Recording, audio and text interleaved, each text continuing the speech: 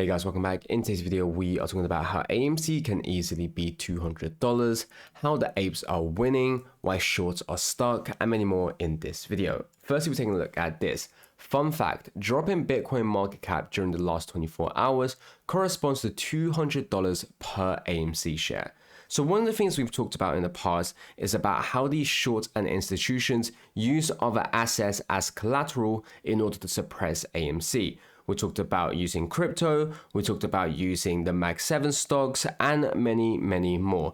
And so we know that the value that disappears in that is also corresponding to AMC, because that's how they got the capital in the first place in order to suppress and manipulate the price of AMC. And so all of this is really just to highlight what is possible for AMC. When you understand that all of these value, all of these liquidity can instantly evaporate like that, you know that it also can go to AMC because that's what they are using to suppress AMC. Now, of course, it's going to be a time before we can see that because they still have so much more money in which they've spent to manipulate AMC. We have to understand that they've created billions and billions of synthetics. So it isn't just going to be a simple drop like 3% and then it will allow AMC to squeeze. That's obviously not the case, but it's about understanding that the value that they all are using, the inflated value in these stocks, in these crypto that they are using to suppress AMC, when we see a massive crash, when we see a fire sale and they have to cover, all of those value will go into AMC. And so this is just to talk about how easy it is for AMC to go to $2. It's not saying that AMC is limited to $2 when you understand how much value there is actually in the market and how many synthetics they have obviously created in the past. Furthermore, you can see despite the relentless drop of share price on AMC stock, AMC apes are winning. Costs us nothing to continue to hold and nominal expenditures to buy more stock at discount prices. Increasingly, new apes are seeing how the game is played and wanting in on the action. So multiple points to obviously talk about here, which is about understanding how we talked about how shorts are manipulating the price, not because they think that they can bankrupt AMC anymore, but rather they've changed their objectives to fully 100% trying to make apes sell their shares because they want to accumulate for the institutions themselves. However, they don't understand is that we know exactly what's going on, and so their plan's obviously not working. But adding on to that is about understanding how it's eating into the capital of these shorts every single day. We talked about different methods that they've used in the past in order to suppress AMC. And we've talked about how much it costs to create synthetics to finance their existing short positions. And obviously all of these other things that I've done in the past as well, whether it's with FTDs, whether it's with these tokens, there are so many things that's eating into their capital. However, for apes, the only money in which it costs us is, of course, the money up front to buy AMC shares and any future AMC shares that you are going to buy. It doesn't cost us any money to hold on to our shares, nor do we need to finance any positions that we are, of course, long. And so this is the difference between apes and short sellers. And evidently, we can see how this is hitting the shorts because, like we've said with Virtue and other short institutions as well, we're seeing their revenue going down, we're seeing their profits going down. And it's not a surprise when they're spending millions and millions of dollars and potentially even billions of dollars to finance a position that they can't even cover and settle.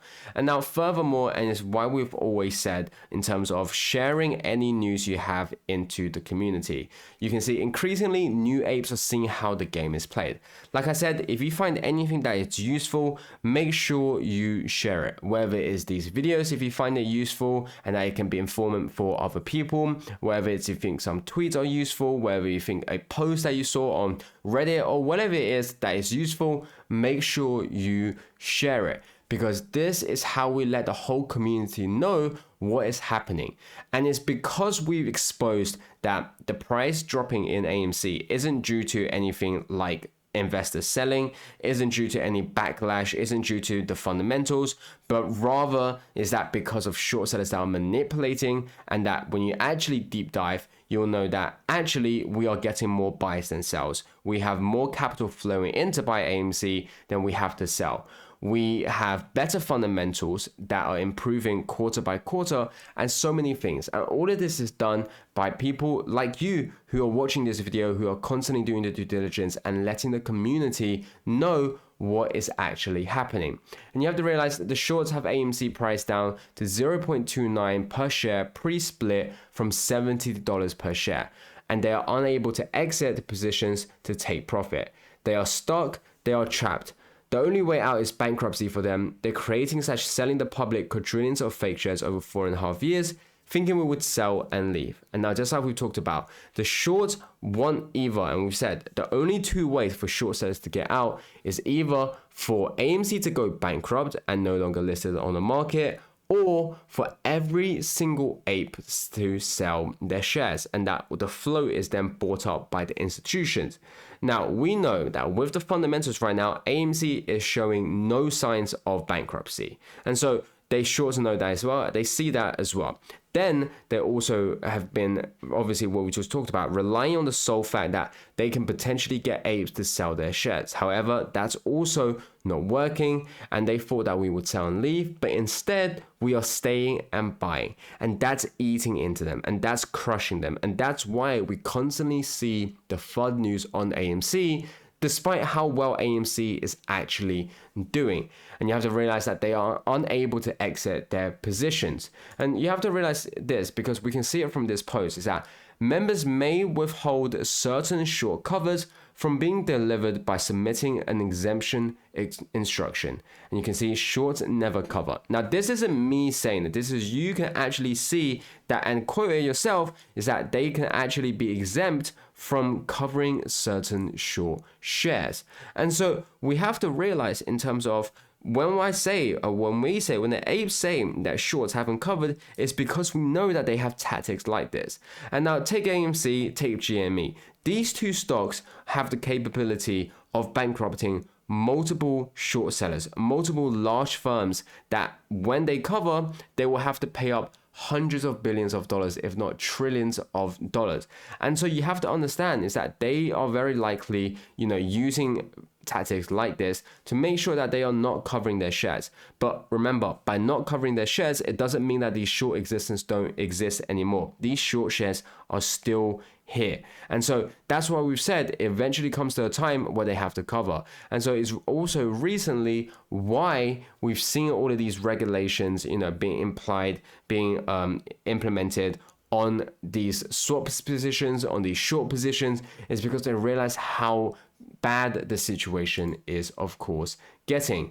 And then you can also see, which I think is quite big news, is Bridgewater founder Ray Dalio sells remaining stake in hedge fund. And we can see he knows what's coming, since most in these hedge funds are too stubborn to switch strategies. So we have to realize that firstly, these short sellers, when they've realized that they couldn't short AMC anymore, when they realized that AMC isn't going bankrupt anymore, instead of covering their position and getting out, what they did was double down to create more synthetics to suppress. So we know that they are extremely stubborn. Now, Ray Dalio, you could argue to be one of the best investors in the world, obviously with Bridgewater. They've realized that we are in a situation where multiple institutions have such big risk exposure that it can blow up anytime soon. And when they blow up, remember, it's going to make a whole crash in the market, not just the stock market, but multiple different industries.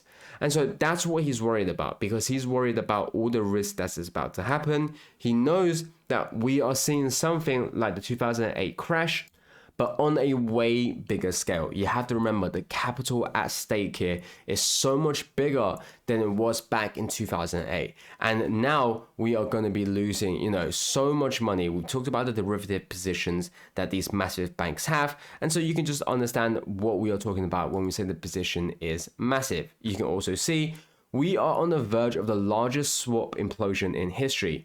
These CFTC gel free cards are merely a band-aid. Now, it's very simple to understand what this is. Like we've just said earlier in the video, we have seen multiple different things about these swapped positions. And now, when we talk about swaps, there are so many different ones. And one of the ones we've said in terms of back in the days was obviously the toxic swap positions that Archegos has, which bankrupted Archegos, which then bankrupted Credit Suisse, which is now on the verge of bankrupting UBS. We've also exposed the TRS swaps like we've shown in the past in these videos before, where it showed how many unsettled shares there were of AMC and what the notional value was, and so much more. But what it all comes down to is that these swap positions are extremely toxic, their risk exposure is extremely bad, and that at any time when they blow up, it's going to cause a massive shockwave. And that's what they're trying to avoid, and is why we are seeing these regulations. But yeah, guys, thanks for watching this video. As always, none of this is financial advice, so do take it as a grain of salt. Make sure you do your own due diligence, and I'll catch you guys next time.